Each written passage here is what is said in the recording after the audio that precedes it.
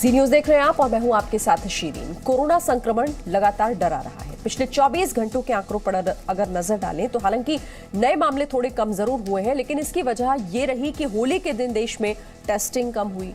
लेकिन जिस तरह से लापरवाही बढ़ी है, ये डराने वाले आंकड़े हैं।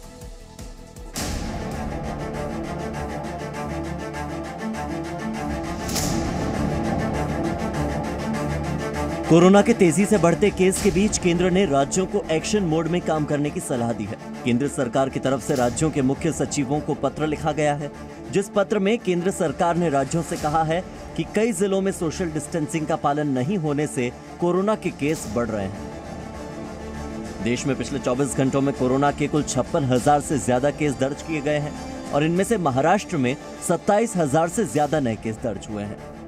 यानी देश के कुल केस के लगभग आधे केस केवल एक ही राज्य में रिपोर्ट हो रहे हैं। देश में 10 सबसे संक्रमित जिलों में 8 जिले महाराष्ट्र के हैं, जबकि पुणे में सबसे ज्यादा 57,694 एक्टिव संक्रमित केस हैं। महाराष्ट्र में संक्रमण की दर 23% है, जबकि पंजाब में 8.82%, दिल्ली में 2.8% और देश का औसत संक्रमण दर 5.5% है। इधर पंजाब में भी कोरोना के मामले काफी तेजी से बढ़ रहे हैं। पंजाब में पिछले 24 घंटे में कोरोना के 2,210 नए मामले सामने आए, जबकि पिछले 24 घंटों में ही 65 लोगों की मौत हो गई। बता दें कि पिछले 24 घंटों में 2,536 मरीज पंजाब में इलाज के बाद ठीक हो गए हैं। केंद्रीय स्वास्थ्य मंत्रालय ने पंजाब में टेस्टिंग नहीं बढ़ाए जाने पर भी नाराजगी जताई है, क्योंकि पंजाब में भी कोरोना के केस लगातार बढ़ते जा रहे हैं। पंजाब में भी फरवरी के दूसरे सप्ताह में 240 केस औसतन प्रतिदिन आते थे। ये संख्या बढ़कर अब 2,742 केस हो गई है। मध्य प्रदेश में भी बढ़ते कोरोना मामलों को देखते हुए मध्य प्रदेश सरकार ने नई गाइडलाइंस जारी की है। मध्य प्रदेश में गंभीर मरीजों का इलाज अस्पताल में होगा, जबकि कम लक्षण वाले मरीजों को कोविड सेंटर भेजा जाएगा। इसके अलावा लक्षण न दिखने वाले मरीजों को यानी एसिम्प्टोमेटिक मरीजों को होम आइसोलेशन में रहना होगा। होम आइसोलेशन में भी 7 तरह की दवाइयां हैं जिन्हें रखना जरूरी होगा।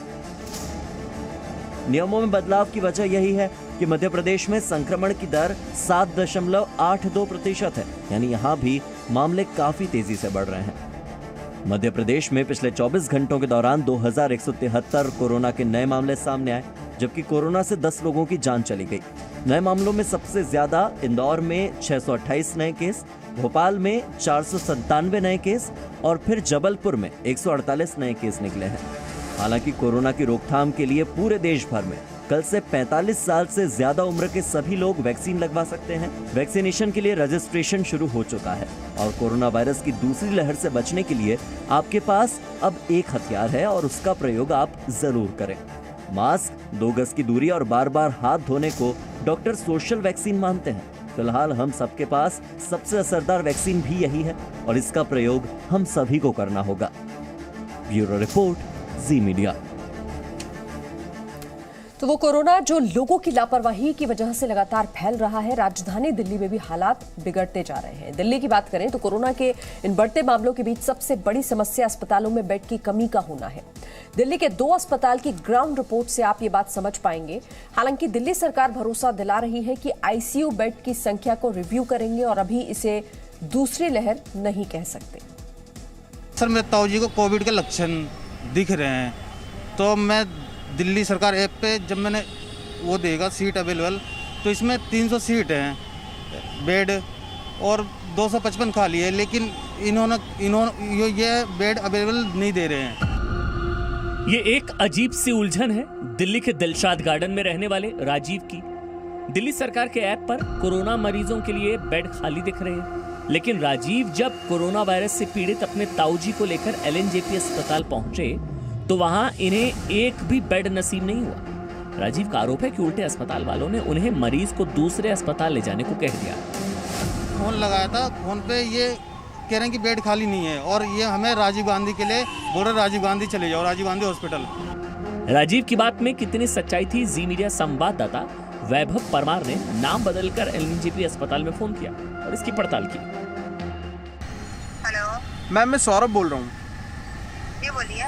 मैम हमारे घर में एक कोविड पेशेंट है, मतलब उनको सिम्टम्स दिख रहे हैं, तो हम चाहते हैं कि अभी उनको LNJP में हम एडमिट कराएं, तो आप बता सकते हैं आपके यहाँ पर बेड्स वगैरह खाली हैं या नहीं?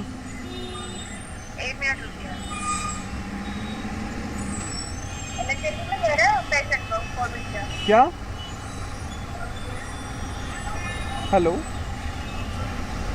वो बोल रहे हैं मेरे घर पे हम लाना चाहते हैं। हेलो। हाँ जी, हाँ जी, आप ना राजीव गांधी को लेके जाओ। कहाँ पर? राजीव गांधी हॉस्पिटल। क्यों यहाँ पर क्यों नहीं मैम? नहीं, यहाँ पे नहीं ले रहे पेशेंट को अभी। यानी कि राजीव की बात तो सच निकली।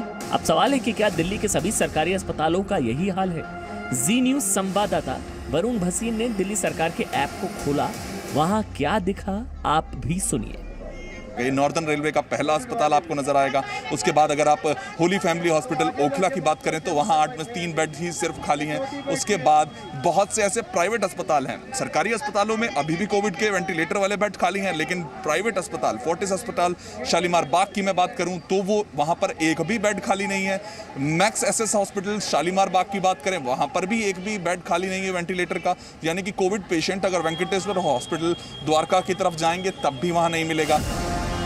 यानी हमारी ग्राउंड रिपोर्ट में ये बात भी पता चली कि दिल्ली में सिर्फ सरकारी अस्पताल ही नहीं बल्कि प्राइवेट हॉस्पिटल्स में भी बेड की भारी कमी हो गई है। इसलिए जी मीडिया संवाददाता वैभव परमार ने इस बार नाम बदलकर पटपड़गंज स्थित मैक्स अस्पताल में फोन मिलाया।